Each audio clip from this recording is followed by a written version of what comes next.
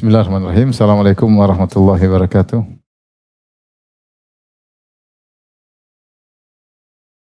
Alhamdulillahi ala ihsani wa syukurulahu ala taufiqih wa amtinani. Asyhadu an la ilaha illallah wahdahu la syarika lahu ta'ziman li sya'nih. Wa asyhadu anna Muhammadan abduhu wa rasuluhu da'ila ridwani. Allahumma salli alaihi wa ala alihi wa ashabihi wa ikhwani. Hadirin dan hadirat yang dirahmati Allah Subhanahu wa taala, kita masih melanjutkan bahasan kita dari faedah-faedah dari surat Al-Baqarah ayat 109 sampai ayat 110. Kita sampai pada faedah yang ke-9. Syekh Muhammad Abdul Wahhab rahimahullah berkata, at-tasi'ah, faedah yang ke-9, annahu subhanahu yumhilu wala yuhmil. Bahwasanya Allah Subhanahu wa taala menunda namun tidak lalai. Allah menunda tapi tidak lalai. Dan ini diambil faedah dari perbuatan orang-orang Yahudi kepada kaum muslimin, yang dimana Allah mengatakan, ya, wadda katsirun min ahli kitabi law yaruddunakum min ba'di imanikum kuffaran hasadan min 'indi anfusihim. Bahwasanya banyak dari orang ahlul kitab yang mereka berangan-angan kalian kembali kufur, hasadan min 'indi anfusihim, karena mereka hasad. Min ba'di ma tabayyana al-haq, setelah jelas kebenaran bagi mereka. Tentunya orang Yahudi ketika ingin kaum mukminin kembali kufur, mereka melakukan gangguan, mereka menjatuhkan, mereka menebarkan syubhat, yaitu mereka lakukan usaha untuk mewujudkan angan-angan mereka. Dan ini tentunya mengganggu Nabi dan para sahabat. Apalagi sahabat sangat benci dengan kekufuran. Allah berfirman, wa qara'a ilaikumul kufra wal fusuqa wal isyan, ya. Allah telah membuat kalian benci kepada kekufuran. Oleh karenanya Allah mengatakan fa'fu wasfahu, maafkanlah dan berlapang dada. Nah, perbuatan mereka yang berusaha mengembalikan kaum muslimin kepada kekufuran, ini Allah tahu dan Allah tidak membalas mereka. Namun ketika Allah tidak membalas mereka, Allah menunda pembalasan perbuatan keburukan mereka, tidak berarti Allah lalai. Ada saatnya Allah akan balas. Itu maksud dari faedah ke-9 ini, ya. Makanya Allah Subhanahu wa taala berfirman dalam ayat misalnya wala tahsabannallaha ghafilan amma ya'maludz zalimun. Jangan engkau menyangka bahwasanya Allah lalai dari orang-orang berbuat zalim. Allah tidak lalai. Allah tunda, tapi ada saatnya Allah akan memberi azab kepada mereka. Kalaupun mereka tidak diazab di dunia, mereka akan diazab di akhirat. Lihatlah Fir'aun yang begitu kejam, ada saatnya dia akan hancur. Lihatlah Namrud yang begitu kejam, ada saatnya dia akan hancur, ya. Allah menunda tapi Allah tidak lalai. Demikian orang zalim pun demikian halnya. Allah tidak lalai meskipun Allah menunda. Kalaupun mereka tidak dibalas di dunia, maka mereka akan dibalas dengan lebih dahsyat di akhirat. Karena firman Allah Subhanahu wa taala, wala tahsabannallaha ghafilan amma ya'maludz zalimun innama yu'akhiruhum liyaumin tashkhasu fihi al-absar. Jangan engkau menyangka bahwasanya Allah lalai dari orang-orang berbuat zalim. Sungguhnya Allah tunda pembalasan mereka di hari kiamat, di mana mata-mata mereka terbelalak, dan pembalasan di hari kiamat tentu jauh lebih dahsyat daripada di dunia. Namun kita lihat kebanyakan orang-orang zalim dibalas di dunia sebelum di akhirat. Kemudian yang faedah berikutnya, dan ini terkait dengan Yahudi. Yahudi akhirnya apa ujung-ujungnya? 3 kabilah tersebut, kabilah Bani Qainuqa, Bani Nadir, dan Bani Quraidah, akhirnya mereka terusir. Bani Qainuqa terlebih dahulu terusir setelah perang Badar. Kemudian Bani Nadir terusir setelah perang Uhud. Kemudian Bani Quraidah dibunuh setelah perang Khandaq. Ya, ini kisah orang-orang Yahudi. Akhirnya pada ujungnya mereka pun dibalas oleh Allah di dunia sebelum di akhirat. Kemudian al-ashirah, yang faedah ke-10, al-isy'ar bin nasakh qabla wuqu'ihi. Bahwasanya Allah memberi pengetahuan bahwasanya akan ada nasakh sebelum terjadinya nasakh tersebut. Yaitu dari firman Allah, fa'fu wasfahu hatta ya'tiyallahu bi amrih. Itu kata Allah, maafkanlah meskipun orang Yahudi banyak mengganggu kalian. dan lapangkanlah dada kalian meskipun orang Yahudi mengganggu kalian. Tapi tidak selamanya kalian maafkan dan tidak selamanya kalian berlapang dada. Akan ada waktunya kalian menyerang. Makanya Allah mengatakan hatta ya'tiyallahu bi amrih.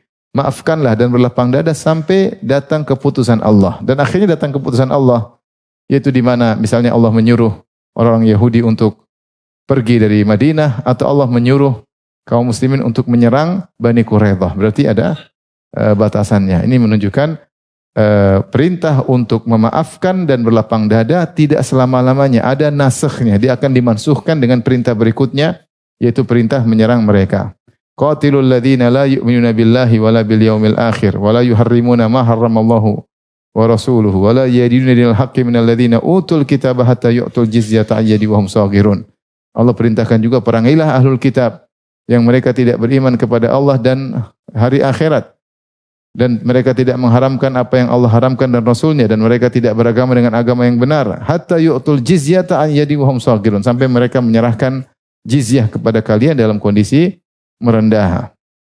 Maka akhirnya datang turun ayat-ayat untuk memerangi mereka. Ini kata Syekh, ini dalil bahwasanya Allah mengisyaratkan akan adanya nasikh, yaitu tetapi sebelum datangnya nasikh tersebut. Baik. Yang ke-11 al-hadiyatu asyarah tasliyatul mazlum al-mahsud. Di sini ada hiburan bagi orang yang dizalimi dan dihasadi, ya. Itu bahwasanya orang-orang dizalimi, dihasati, diganggu seperti Nabi SAW dan para sahabatnya dihasati oleh kaum Yahudi, ya, dengan gangguan-gangguan yang mereka berikan, maka terhibur bahwasanya Nabi SAW yang lebih baik dari kita, yang tentunya jauh, ya, orang manusia terbaik di alam semesta juga dihasatin, ya. Artinya kita sebaik apapun juga tetap akan dihasatin. Bahkan dikatakan kalau tidak ada yang hasad kepada engkau berarti kau tidak berhasil. Kalau kau berhasil pasti ada yang apa? Hasad. Demikian juga para sahabat dihasatin.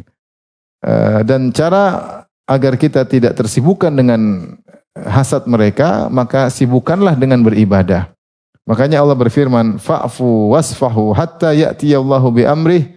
Maafkanlah mereka, wahai Rasul dan para sahabat, maafkanlah Yahudi yang mengganggu kalian. Wasfahu, dan berlapang dadalah sampai datang perintah Allah, sampai datang keputusan Allah. Kemudian Allah berfirman, wa aqimus salata wa atuz zakata. Dirikanlah salat dan bayarkan zakat. Itu sibuklah beribadah, enggak usah gubrisin mereka.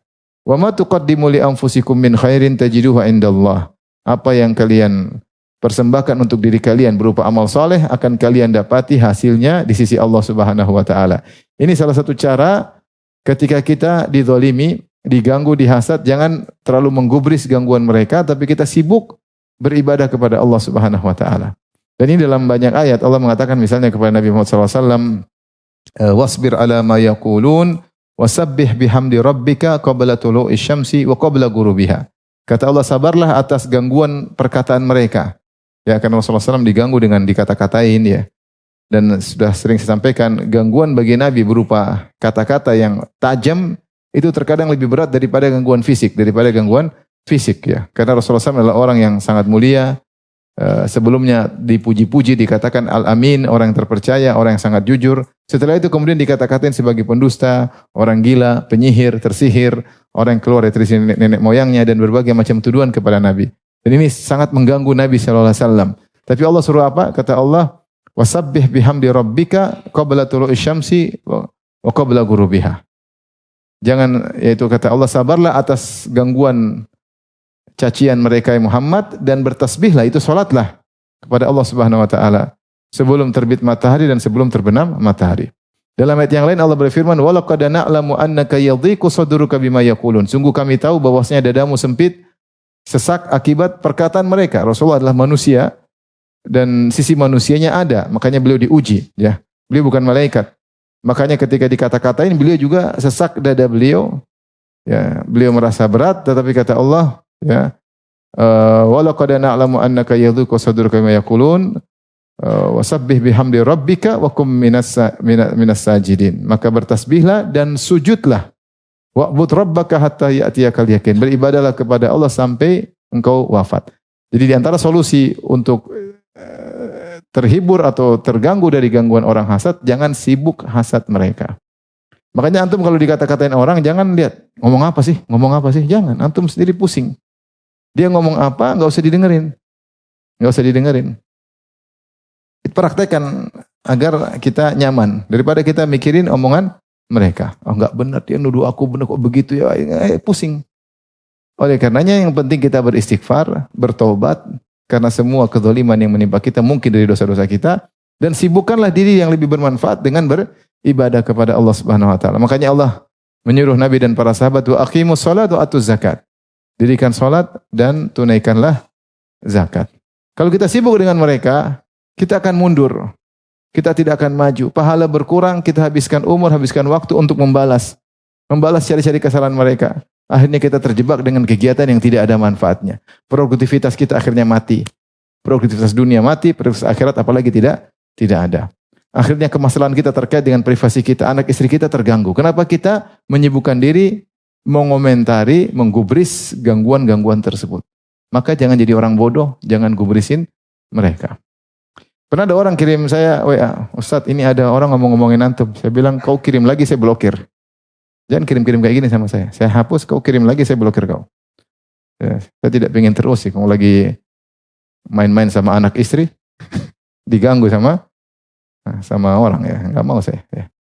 Oleh karenanya yang terbaik bagi seorang ketika diganggu dia beribadah kepada Allah agar lebih dekat kepada Allah Subhanahu wa taala. Wa ma tuqaddimu li anfusikum min khairin tajidu indallah.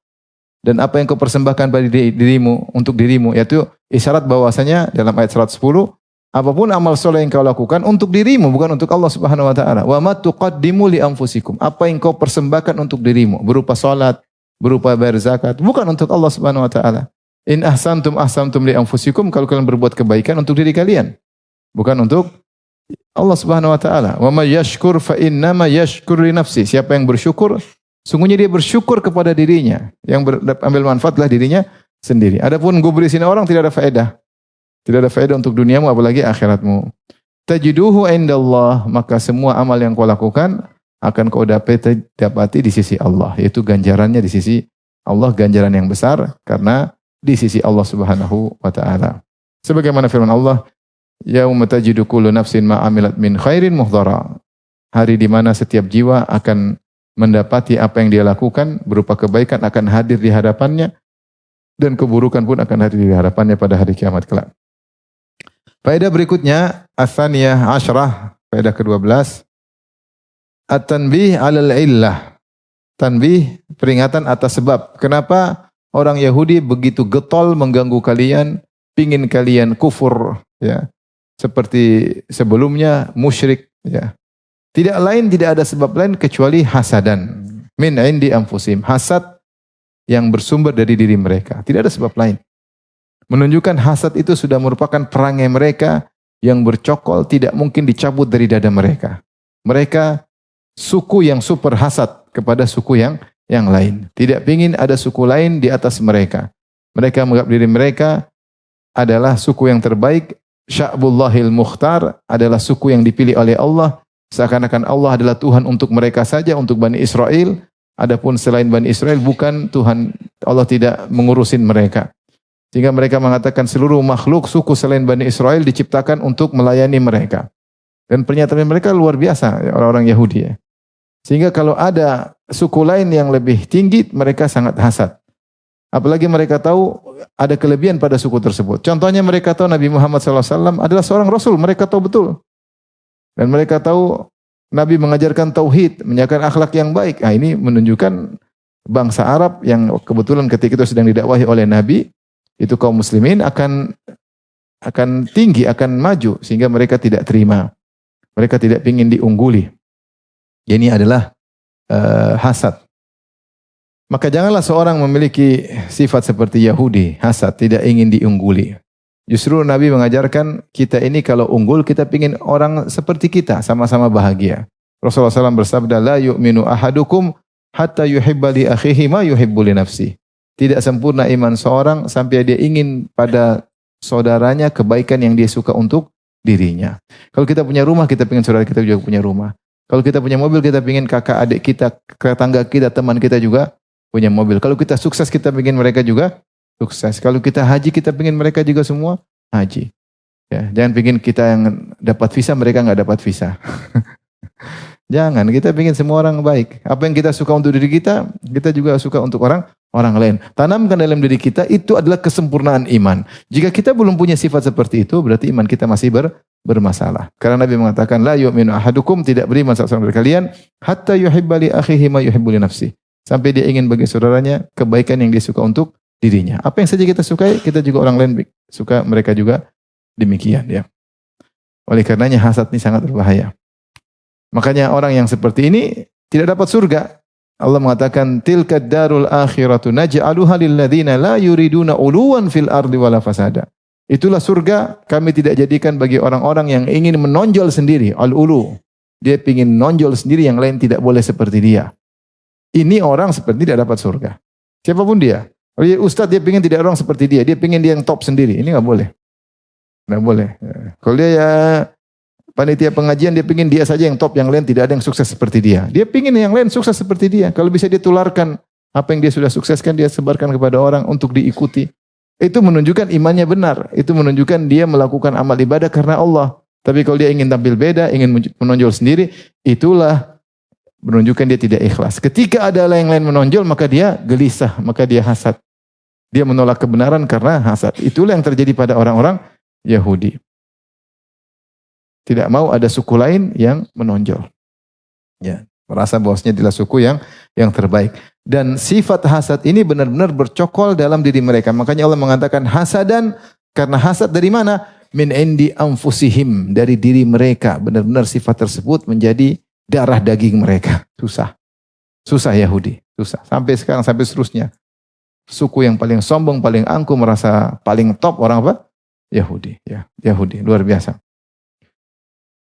Yang berikutnya, Tsalitsata asyarah, faedah ke-13, anna adh-dhalim al-hasid yudhilluhu Allahu kama jara li haula'i ila yaumil qiyamah. Bahwasanya orang yang zalim, yang hasad akan dihinakan oleh Allah Subhanahu wa taala sebagaimana yang berlaku bagi orang Yahudi sampai hari kiamat kelak, ya. Ini nasib orang Yahudi. Sekarang aja mereka lagi secara fisik mereka mengalahkan saudara-saudara kita di Palestina, mereka menzalimi. Tapi mereka akan terhinakan cepat atau lambat. Mereka sudah terhina sangat cukup lama sebelum ini. Sekarang mereka lagi jaya-jayanya, mereka akan terhina lagi. Dampaknya mungkin bukan sekarang, tapi akan datang waktu di mana mereka terhina lagi. Sekarang pun mereka adalah menjadi suku terburuk di alam semesta di mata seluruh manusia di atas muka bumi ini. Kalau dulu mungkin masih tertutup, tidak kelihatan meskipun mereka sering menyerang Palestina, ya, mungkin banyak orang tidak ngeh, masih husnudzan, tapi ketika mereka genosida terhadap saudara kita Palestina, maka kelihatan bahwasanya mereka benar-benar suku yang hasud, ya. Bahwasanya mereka suku yang buruk, dibenci oleh seluruh suku alam semesta. Mereka terhina cepat atau lambat. Orang hasad ya akan terhina cepat atau lambat, dan orang Yahudi akan terhinakan sampai hari kiamat kelak. Dan di akhir hayat, di akhir zaman dunia, maka mereka akan terhina, akan berjihad, dan mereka membela Dajjal. Dan ketika seorang muslim berperang melawan mereka, maka seluruh pohon dan batu akan mendukung kaum muslimin. Sampai berkata, ya Abdullah, wahai Abdullah, ta'al, kemarilah. Ada Yahudi bersembunyi di belakangku. Wahai Abdullah, kemarilah, ada Yahudi bersembunyi di belakangku. Sehingga mereka terhina, hina dina sampai hari kiamat kelak. Di antara sebabnya karena mereka adalah kaum yang hasad tersebut susah dicabut dari hati mereka karena Allah mengatakan hasadan min indi anfusihim. Wa qawluhu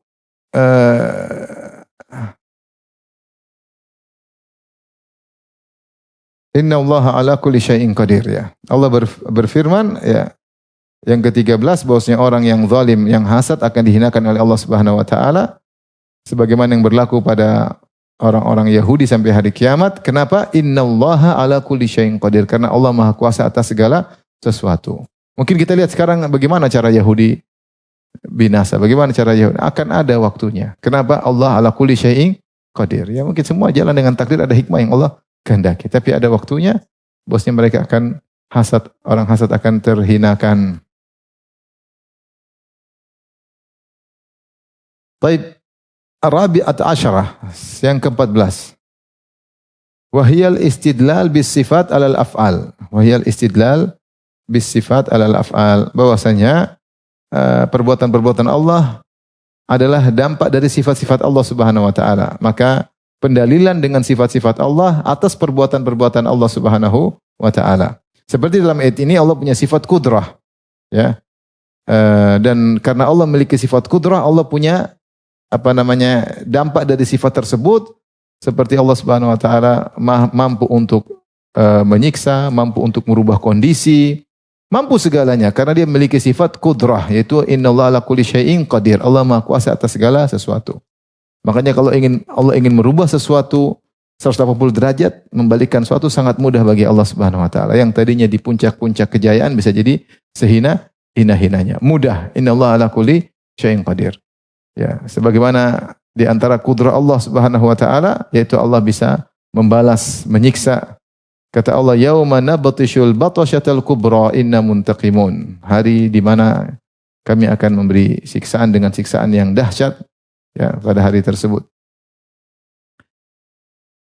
Kemudian al-khamisata asyarah 15 secara spesifik wahiyal istidlal bil qudrah ala ma la yudhan wuqu'uhu. Yaitu istidlal berdalil dengan sifat kudrah Allah atas terjadinya sesuatu yang tidak disangka. Kalau sebelumnya faedah ke-14 yaitu Allah Subhanahu wa taala atau Syekh Muhammad Wahab rahimahullahu taala memberikan kaedah bahwasanya sifat-sifat Allah Subhanahu wa taala pasti ada efeknya, ya. Di antara kalau kudrah berarti Allah Maha Kuasa segala sesuatu. Dan sifat yang lain pun demikian, ya. Sifat Allah, kalau Allah tawwab maka Allah Maha penerima taubat, maka Allah memberi taufik kepada hamba untuk bertobat kepada Allah Subhanahu wa taala. Kalau Allah Razzaq maka ada efeknya, Allah memberi rezeki yang luar biasa kepada makhluknya miliaran, mungkin triliun makhluk dengan berbagai macam modelnya, ada manusia, ada hewan dengan berbagai macam modelnya. Dalam satu waktu Allah berikan. Kenapa? Efek dari sifat Allah atau nama Allah Ar-Razzaq. Efeknya luar biasa. Seperti Al-Qayyum. Al-Qayyum adalah Allah Maha mengurusi. Dia Maha tegak dan dia yang menegakkan yang lainnya. Makanya Allah mengatakan, Allahu la ilaha illa huwal hayyul qayyum. La ta'khudhu sinatu wa la naum. Lahu ma fis samawati ma fil ard. Man dzal ladzi yashfa'u 'indahu illa bi idzni. Ya'lamu ma baina aydihim wa ma khalfahum wa la yuhituna bihi. Kemudian wa la ya'udu hifdhuhuma. Tidak menyusahkan bagi Allah untuk mengurusi, menjaga langit dan bumi. Kenapa? Dia Al-Qayyum. Dia Maha menegakkan yang lainnya. Dia Maha tegak dan yang lain tidak bisa tegak kecuali ditegakkan oleh Allah. Makanya efek dari Al-Qayyum yaitu sifat Al-Qayyumiyah, Allah tidak ngantuk, Allah tidak tidur, dan sangat mudah bagi Allah mengurusi langit dan bumi segala isinya. Ini contoh bahwasanya setiap sifat Allah memiliki efek perbuatan. Nah, setelah Syekh menyebutkan kaedah secara umum pada kaedah 14, al-istidlal bis sifat alal af'al, bahwasanya setiap sifat Allah punya efek perbuatan, maka kemudian beliau menyebutkan salah satu contohnya pada sifat ke-15 yaitu sifat kudrah. Sifat kudrah. Di antara efek dari atau aplikasi dari sifat kudrah Allah adalah terjadinya sesuatu yang di luar persangkaan. Kayaknya enggak mungkin, tahu-tahu terjadi. Kenapa? Innallaha ala kulli syai'in qadir. Innallaha ala kulli syai'in qadir. Dan ini banyak kalau sebut dalam Al-Qur'an. Ya. Siapa yang sangka bahwasanya Nabi Yusuf alaihissalam kemudian dipenjara, tahu-tahu jadi bangsawan. Enggak ada yang duga. Enggak ada yang duga. Ceritanya kayaknya mustahil kok tiba-tiba jadi bangsawan. Tapi innallaha ala kulli syai'in qadir. Lihatlah Nabi Musa dan ketika dikejar syirzimatun qalilun, mereka jumlah sangat dikit, kemudian mereka kabur dari kejaran Firaun dan bala tentaranya. Akhirnya mereka terjebak. Di depan mereka Laut Merah, di belakang mereka pasukan Fir'aun dan bala tentaranya. Kata Allah, falamma tara al-jam'ani qala ashabu Musa inna lamudrakun. Ketika saling melihat dua kelompok, yaitu kelompok grup Nabi Musa dengan grupnya Fir'aun sudah saling melihat, maka grupnya Nabi Musa berkata, sudahlah, kita bakalan ketangkap. Mau kemana lagi? Ke depan Laut Merah, tenggelam. Ke belakang tinggal pasrah. Tapi Nabi Musa berkata, kalla inna ma'iya rabbi sayahdin. Sekali-sekali tidak. Bersamaku Allah, dia akan beri petunjuk. Ternyata Allah Maha Kuasa atas segala sesuatu. Mudah bagi Allah. Tinggal pukul tongkat, laut terbelah. Tinggal masuk. Bagaimana mau lewat laut sementara orang tua-tua, sakit-sakit, lewat kita jalan di pantai berat atau tidak? Kaki kejeblos enggak ke mana? Ke pasirnya. Susah. Maka Allah mengatakan ya basah, tiba-tiba jadi kering. Tiba-tiba jadi kering. La takhafu darakan wa la takhsha. Enggak usah takut sehingga yang tua-tua, yang sakit-sakit bisa lewat. Ketika mereka sering lewat, jadi terbuka 12 jalur. Jadi bukan seperti yang dibayangkan cuma begini terus satu, enggak, terbuka 12 jalur. Masing-masing jalur satu suku. Suku ini di sini, suku ini di sini, suku ini di sini. Kata Ibnu Katsir ketika mereka lewat, satu suku bilang, jangan-jangan suku sebelah sudah mati. Maka Allah bikin lubang-lubang. Akhirnya ada lubang-lubangnya. Masya Allah. Inna Allah ala kulli syai'in qadir. Inna Allah ala kulli syai'in qadir. Mudah bagi Allah. Yang kelihatannya mereka bakalan mati, ternyata hidup, ternyata selamat. Justru yang merasa menang justru mati. Fir'aun dan balantaranya ketika mengajar merasa pasti menang. Ternyata mereka yang tewas, mereka keluar dari kekayaan mereka, kenikmatan mereka, kejayaan mereka dalam satu hari berubah total. Tadinya sombong, angkuh di negeri Mesir, kemudian hilang binasa, ditelan oleh air. Selesai dalam waktu satu hari. Kenapa? Inna Allah ala kulli syai'in qadir. Kita juga dalam hidup ini kita melihat, subhanallah. Ada sekelompok orang merasa tinggi, tahu-tahu jatuh. Dalam sekejap.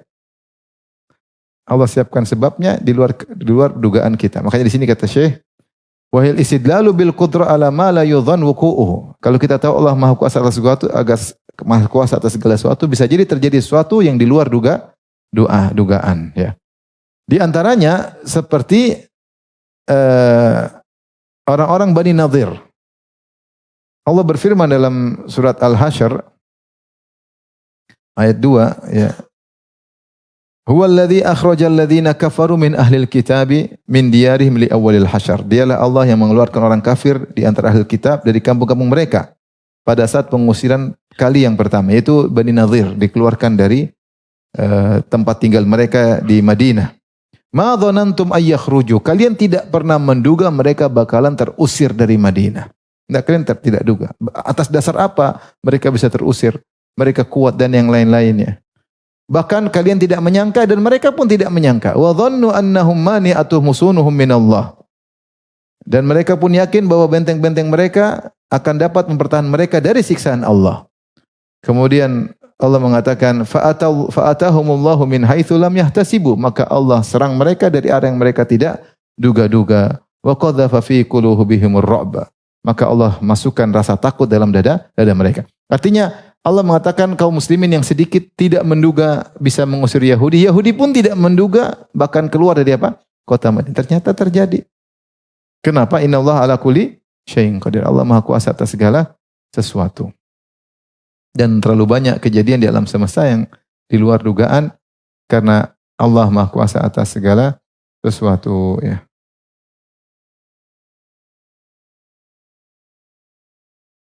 Yang berikutnya as-sadisah asyarah wa hiya al-istidlal biha ala ja'lil afwi sababan li'izzil afi wa dhillatil ma'fuwi anhu aksu ma yadhunnul aktsaru.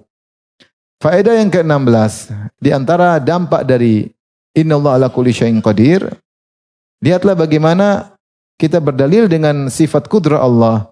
Bagaimana Allah menjadikan memaafkan adalah sebab untuk mulianya orang yang memaafkan dan terhinanya orang yang dimaafkan. Berbalik dengan apa yang disangkakan oleh banyak orang. Ya.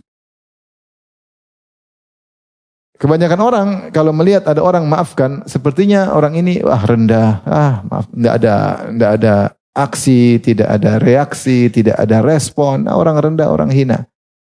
Tapi justru Nabi mengatakan orang yang maafkan karena Allah, dia akan diangkat oleh Allah Subhanahu wa taala. Maka Rasulullah SAW pernah berkata, "Ma naqasat shadaqatun min mal." Bahwasanya sedekah tidak mengurangi harta. Sedekah tidak mengurangi harta. Wa ma zada al-'abda bi afwin illa izzan. Tidaklah seorang hamba memaafkan kecuali semakin ditinggikan oleh Allah Subhanahu wa taala. Wa ma tawadha ahadun lillah illa rafa'ahu Allah. Tidaklah seorang tawadhu karena Allah kecuali Allah akan mengangkatnya. Ini 3 perkara yang tidak sesuai dengan zahir. Zahirnya kalau orang bersedekah uangnya berkurang, tapi kata Nabi tidak akan bertambah.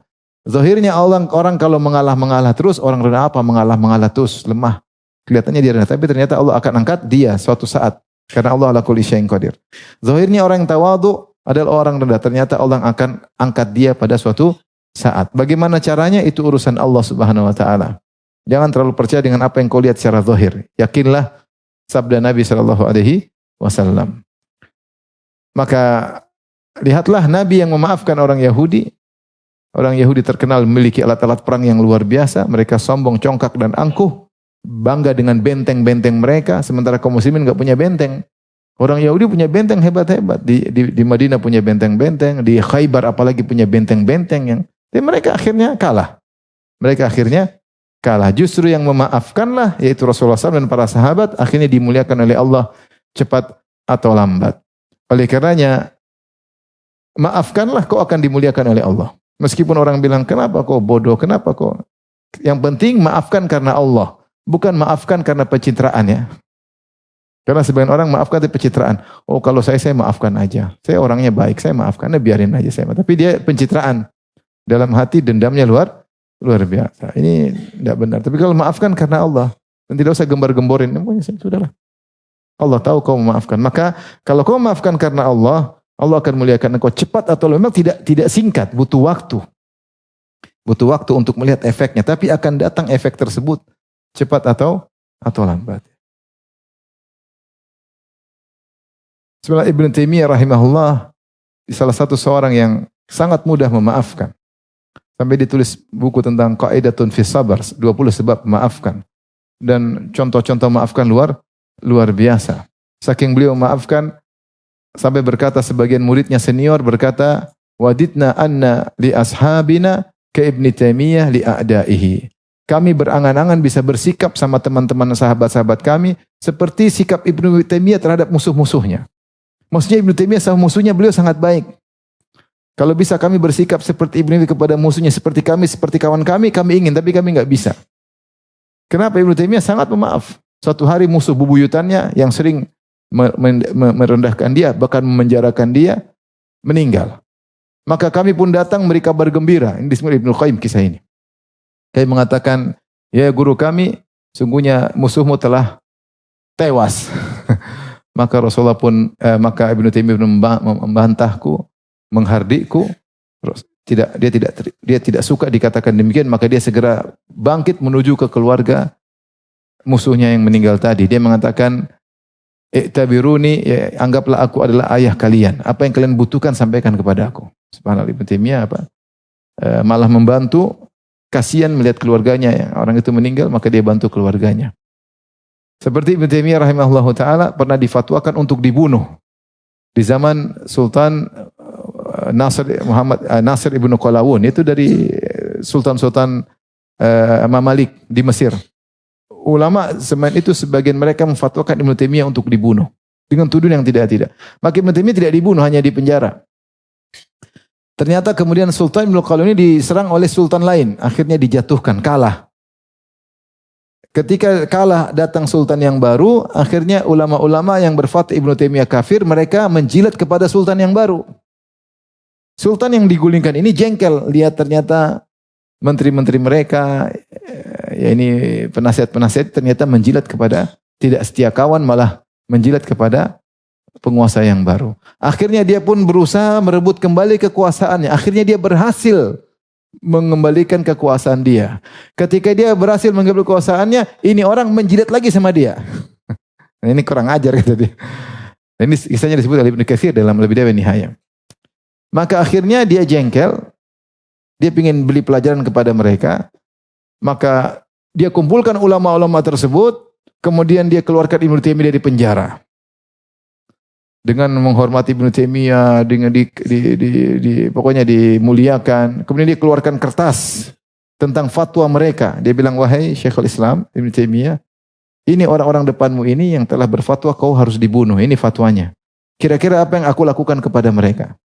Dia mau Ibnu Taimiyah bilang bunuh mereka, tapi ternyata enggak. Ibnu Taimiyah bilang maafkan mereka. Jangan kau buang mereka, mereka adalah yang terbaik yang ada. Malah suruh jadikan pekerja mereka. Subhanallah. Ibnu Taimiyah dikatakan oleh musuhnya, kami berusaha menjatuhkan dia dan dia bersabar. Ketika dia berkesempatan menjatuhkan kami, dia malah maafkan.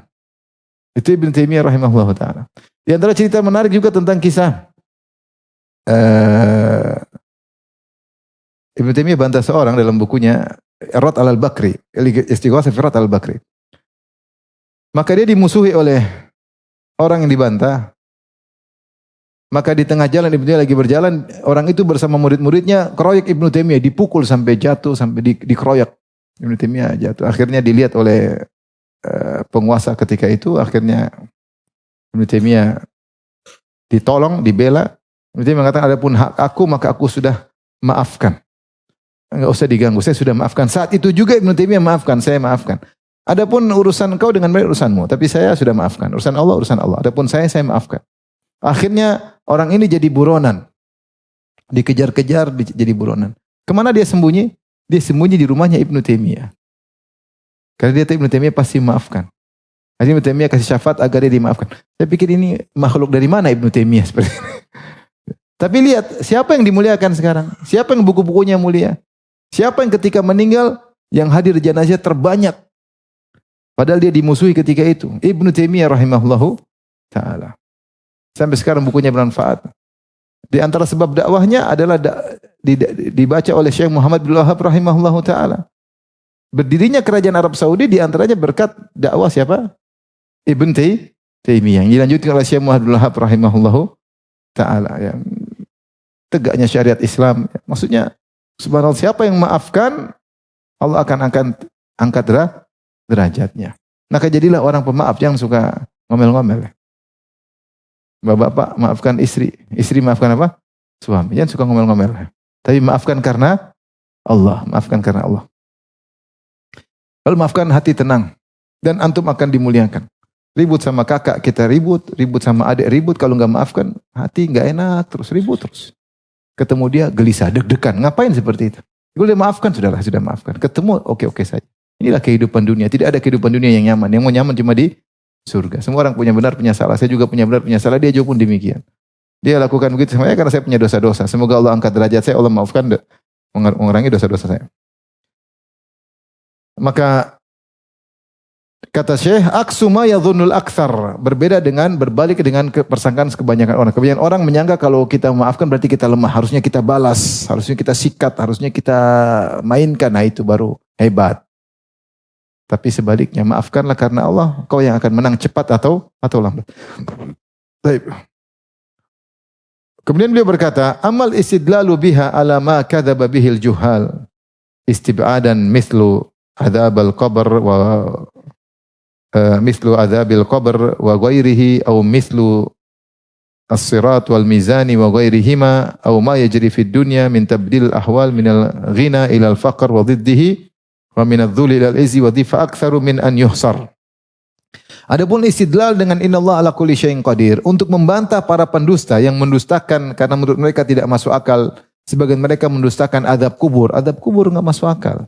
Kita bilang mungkin. Innallaha ala kulli syai'in qadir. Bagaimana tidak mungkin? Mungkin saja.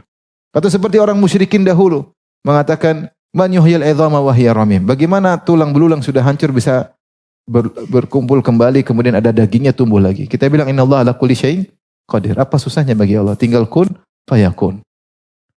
Kul yuhyiha alladhi ansha'a awwala marrah. Yang akan menghidupkannya ansha'aha awwala marrah. Yang pertama kali menciptakan dan mengulangi kembali sangat mudah. Makanya tidak ada susah. Karena Allah, innallaha ala kulli syai'in qadir. Dan kudrah Allah mutlak.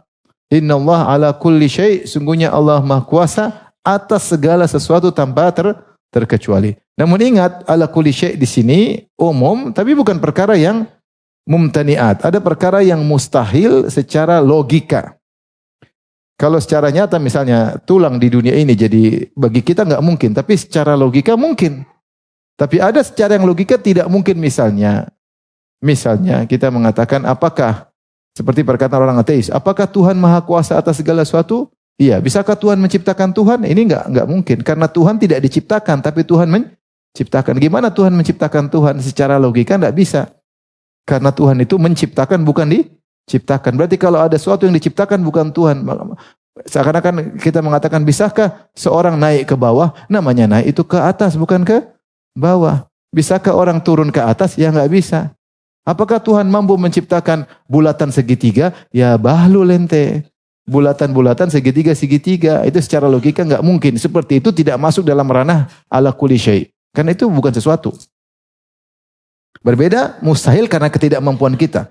Bisakah saya terbang 100 meter? Ya enggak mungkin, saya siapa?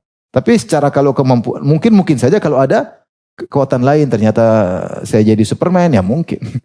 Tapi kalau begini-begini aja enggak bisa. Ya. Itu namanya mungkin, secara logis mungkin, tapi kekuatan tidak ada. Tapi kalau seperti tadi, itu secara logis enggak.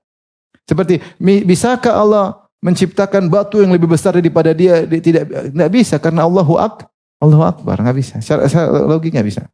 Logika bisa. Ini biasanya dipermainkan oleh orang ateis untuk menolak adanya Tuhan. Ya. Nah, sebagian mereka menolak perkara gaib dengan alasan tidak masuk akal. Sebagian mereka menolak azab kubur. Mereka bilang, mana azab kubur? Nggak mungkin. Nggak, gimana azab kubur? Mana ada orang udah mati hidup lagi datang malaikat mungkar nakir kemudian tanya-tanya? Nggak mungkin. Mana ada di kuburan ada siksaan, ada sungai darah macam-macam. Alam kubur bukan alam dunia. Kalau kau buka kuburan itu bukan alam kubur, itu alam dunia. Kau kalau ingin masuk alam kubur harus mati dulu. Baru bisa masuk alam kubur. Seperti kalau kau masuk alam mimpi harus tidur dulu.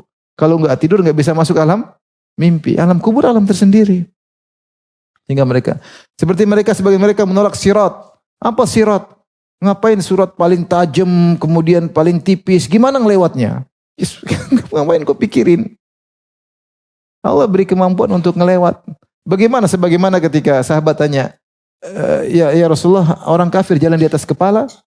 Nabi jawab dengan mudah. Alaisa alladhi amsyahu fid dunya ala rijlaihi qadiran ala an yumsyi'u ala wajhi? Bukankah Allah yang pernah membuat mereka berjalan di atas dua kaki di dunia mampu untuk membalikkan mereka berjalan di atas kepala? Bala, tentu bisa. Apa susahnya bagi Allah Subhanahu wa taala? Membuat keseimbangan sehingga jalan dengan kepala, apa susahnya? Ya. Allah berbikin hewan macam-macam, ada yang berjalan dengan perut. Kalau antum jalan dengan perut nggak mungkin. Kalau hewan ada. Antum perut semakin besar semakin nggak bisa jalan. Ada yang berjalan kaki 4, kita jalan kaki 4 malah susah. Mereka malah kaki 4, hewan-hewan malah mudah. Jalan kaki 2 susah ya. Nggak bisa. Jadi semua masing-masing fa'adalak, Allah bikin seimbang. Ya, intinya ala kulli syai'in qadir. Ada yang menolak sirat, ada yang menolak mizan. Gimana mizan bisa menimbang? Kan amal soleh itu abstrak. Gimana cara timbangnya? Lah, urusan Allah lah. Gimana cara timbang? Bukankah timbangan itu suatu yang konkret? Ya. Kita bilang ada cara Allah Subhanahu wa taala cara mengukur apakah amal soleh dirubah jadi konkret atau cara Allah, terserah Allah. Kenapa bilang tidak masuk? Tidak masuk akal. Demikian juga orang yang mengatakan, enggak mungkin orang ini akan jatuh, enggak mungkin. Dan banyak orang mengatakan tidak mungkin terjadi, mungkin. Oh ini enggak bakalan rusak, ternyata rusak. Ini enggak bakalan sakit, ternyata sakit. Ini enggak bakalan menang, ternyata menang. Enggak bakalan kalah, ternyata kalah. Subhanallah, dalam waktu singkat. Menunjukkan Allah ala kulli syai'in qadir. Walakin min ahsani ma fiha, kata beliau, di antara faedah yang terbaik dari semua faedah, al-mas'alatu as-sabi'a asyarah, yaitu faedah yang ke-17. Wa hiya tanbihu a'lamin nas, yaitu memberi peringatan kepada Nabi Muhammad sallallahu alaihi wasallam, orang yang paling alim, ala ashkalil masail biqaulihi innallaha ala kulli syai'in qadir, atas problem yang paling berat, yang paling rumit dengan firman Allah innallaha ala kulli syai'in qadir.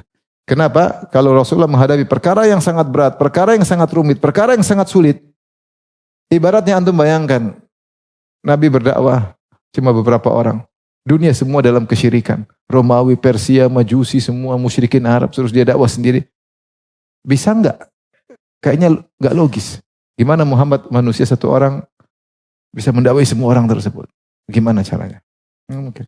Atau kota Madinah kecil, gimana bisa kemudian menaklukkan Romawi, Persia, Mesir yang begitu luas? Gimana? Inna Allah ala kulli syai'in qadir. Jadi ini memberi hiburan kepada Rasulullah SAW. Apapun perkara sangat berat dia hadapi, innallaha ala kulli syai'in qadir. Bahwasanya Allah mampu untuk merubah segala kondisi, ya. Segala kondisi. Demikian juga yang sedang dihadapi dalam saat ini ketika Nabi diganggu oleh orang-orang Yahudi, Nabi disuruh maafkan berlapang dada, jangan khawatir. Allah akan merubah kondisi suatu saat karena Allah mengatakan innallaha ala kulli syai'in qadir, ya. Dan akhirnya Rasulullah SAW pun menyerang mereka dan mereka akhirnya terusir. Akhirnya mereka tunduk, takluk. Bahkan mereka, di antara mereka ada yang bayar jizyah kepada kaum muslimin aja. Demikian wabillahi taufiq hidayah. Assalamualaikum warahmatullahi wabarakatuh.